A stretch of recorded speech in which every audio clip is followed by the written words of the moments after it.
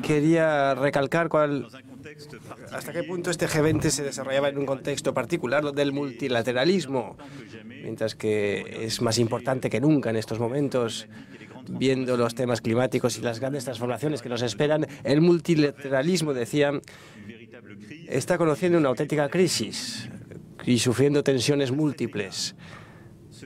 Desde esta perspectiva, el G20 permitió intercambios intensos sobre varios temas importantes y permitió lograr resultados concretos. Sobre comercio, hemos ratificado, tal y como lo deseaba ya a finales de mayo en París, en la OCDE, una agenda de reforma de la organización, poniendo como plazo el próximo G20 del mes de junio en Japón, también estableciendo un método, y los ministros de Economía y Finanzas tendrán mucho trabajo para establecerlo en los próximos meses. Pensamos verdaderamente que esta modernización de la Organización Mundial del Comercio es sin duda absolutamente imprescindible y que el trabajo en la OCDE para modernizar la OMC es parte de estas próximas etapas indispensables para mejorar nuestro multilateralismo en la materia. El trabajo de los últimos días ha mostrado hasta qué punto era necesario y ha habido una auténtica convergencia en torno a este punto. Por cierto, hemos confirmado un arraigo unánime por un sistema multilateral basado en reglas, que también era un punto importante. Clima. La línea roja era el apoyo de los 19 miembros, es decir, G20 menos Estados Unidos de América, apoyo al Acuerdo de París. Pues lo tenemos. También tenemos un compromiso para determinar reglas nuevas para la COP24 que empieza ya mañana en Katowice, Polonia, y el reconocimiento de la alerta importantísima que supone el informe reciente del Grupo de Expertos Internacionales sobre el Clima. Una reflexión intensa también sobre el clima. No ha habido retroceso durante este G20, que era el temor de muchos. Hemos logrado removilizar muy bien las iniciativas, primero con una declaración más explícita todavía que hace un año, especialmente sobre el proceso ministerial de determinación de objetivos y de elevación de los mismos. También hemos tenido varios debates para preparar precisamente la COP en Polonia, y deseo arduamente que todos los europeos puedan reafirmar la elevación de sus compromisos en esta ocasión. Y por fin también hemos podido aclarar elementos de financiamiento con el secretario general de Naciones Unidas y el Banco Mundial, especialmente con algunos países como Turquía, que pedía que respondiéramos en este punto, cosa que era normal. También quería recalcar dos temas fuera de la negociación del comunicado que para mí eran importantes. Hemos firmado, nuestros ministros de Asuntos Exteriores franceses, de China y con el secretario general de Naciones Unidas, han firmado pues un texto importante que reafirma nuestro compromiso común y estableciendo líneas comunes más ambiciosas que las que existen a nivel multilateral. Esto muestra el compromiso chino en la materia y también el excelente trabajo franco-chino que reactivamos especialmente el pasado mes de enero. Por otro lado, también mantuvimos una reunión con el primer ministro de Jamaica y el secretario general de Naciones Unidas para determinar un método de trabajo, porque, como saben, en el próximo mes de septiembre tendrá lugar en Nueva York una nueva cumbre sobre el clima a iniciativa del secretario general, y Jamaica y Francia comparten la responsabilidad de movilizar financiamientos públicos y privados. Hemos determinado pues una agenda, un calendario y un método sobre ello. En el clima, al igual que en el comercio, considero pues que el G20 alcanzó las expectativas y que pudimos lograr los avances deseados. Otros elementos que eran prioridades francesas han sido ratificados por todos. Prioridad por la educación de las niñas en nuestras políticas de desarrollo. Como saben, es una prioridad de la agenda francesa, y a principios de año en Dakar participamos junto con el presidente Sall en el Partenariado Mundial por la Educación, levantando fondos que nos permitieron avanzar sobre el punto. También en la reconstitución del Fondo Mundial SIDA, que Francia acogerá la conferencia en el 2019 en Lyon, y es uno de nuestros compromisos importantes en materia de salud. El gran mensaje de esta cumbre también es que Europa se hace oír su voz cuando es firme y unida. Antes del inicio del G20 solicité efectivamente una reunión de solicitación de conciliación con los países miembros de la Unión Europea y las instituciones europeas para poder determinarnos sobre comercio, clima y otros temas en torno a posiciones comunes. Creo que es un elemento que nos ha permitido demostrar nuestra credibilidad colectiva, también nuestra voluntad de avanzar. Y creo, sinceramente, que si Europa no defiende conjuntamente sus intereses y sus valores, nuestros países son ineludibles. Y creo, sinceramente, que los resultados que acabo de mencionar también fueron posibles gracias a la unidad europea. Es la primera vez que se abre un G20 con este tipo de coordinación, iniciativa nuestra, para llevar un mensaje común, y creo que es importantísimo. Europa también tiene que mostrar más ambición en términos de clima o de comercio, y queremos ir más lejos. Por eso seremos un motor del trabajo de la modernización de la Organización Mundial del Comercio, y también es por eso que quiero que la Unión Europea muestre su compromiso y lo eleve de aquí a 2020 en torno a su contribución al Acuerdo de París, cosa que deberían lograr los europeos muy pronto, en los próximos días, en Katowice.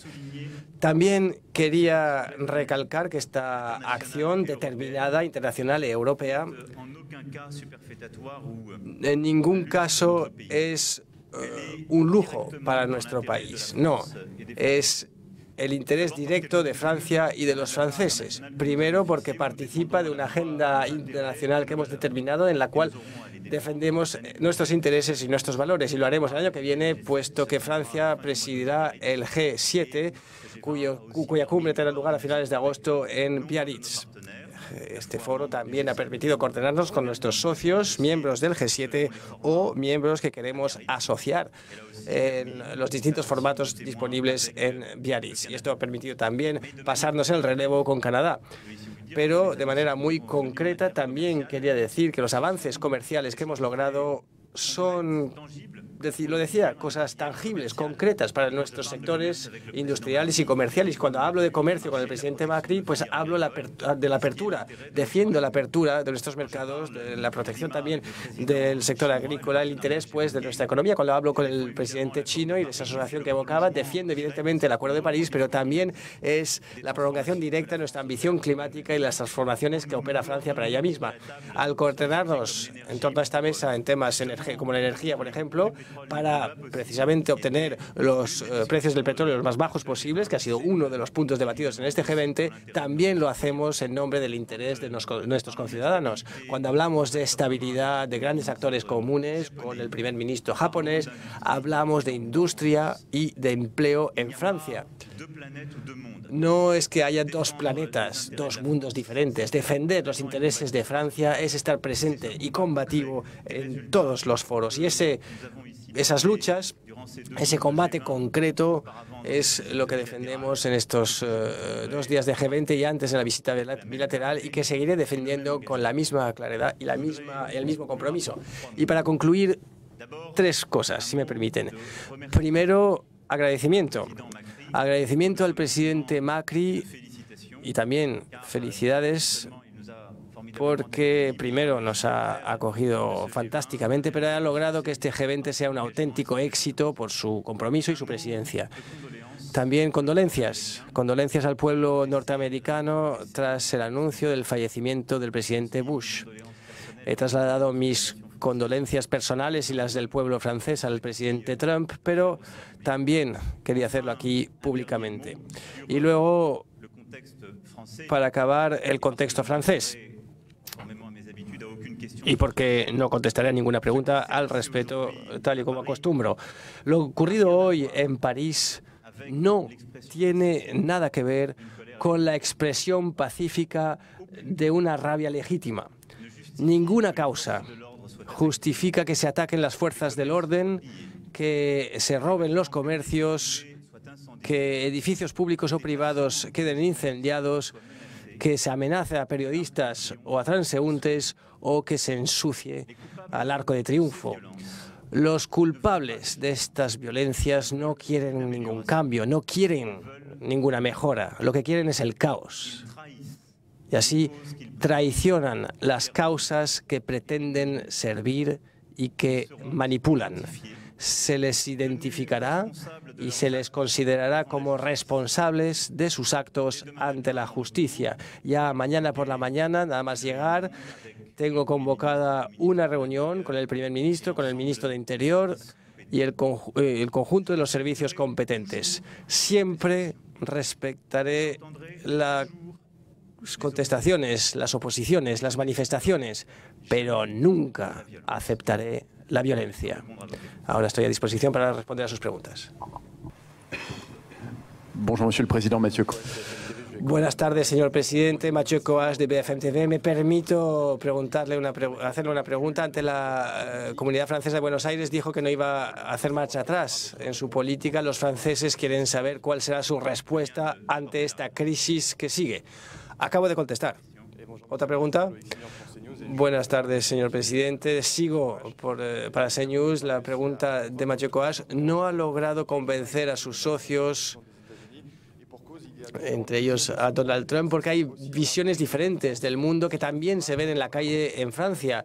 ¿No cree que tenemos que aportar una respuesta política? Sí la hay a estas manifestaciones y estas protestas en Francia, en Estados Unidos. ¿No es difícil salirse de estos callejones sin salida en Francia y a nivel internacional? Bueno, con Donald Trump hemos logrado un acuerdo. Estados Unidos de América aceptaron un texto sobre el multilateralismo que es claro, un multilateralismo que respeta las reglas internacionales. Han aceptado un texto claro también en el ámbito comercial, que hemos debatido largo y tendido y que queda bien claro en la reforma de la OMC, el objetivo común que seguimos.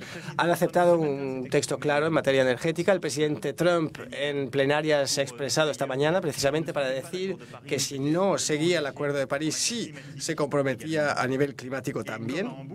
Y al igual que en Hamburgo, y no es sorprendente, lo único que han hecho es reiterar el hecho que no estaba en el Acuerdo de París. Entonces, al contrario, yo considero que en este G20, con los debates que tuvimos y aquellas que tuvimos también ampliamente al margen de las ceremonias del 11 de noviembre, pues permiten justamente construir consensos y a pesar de los desacuerdos que pueda haber en distintos temas, nos permite construir un camino común. Es lo que estamos haciendo y desde esta perspectiva considero que el G20 ha aportado su respuesta y por el resto pues ya contesté.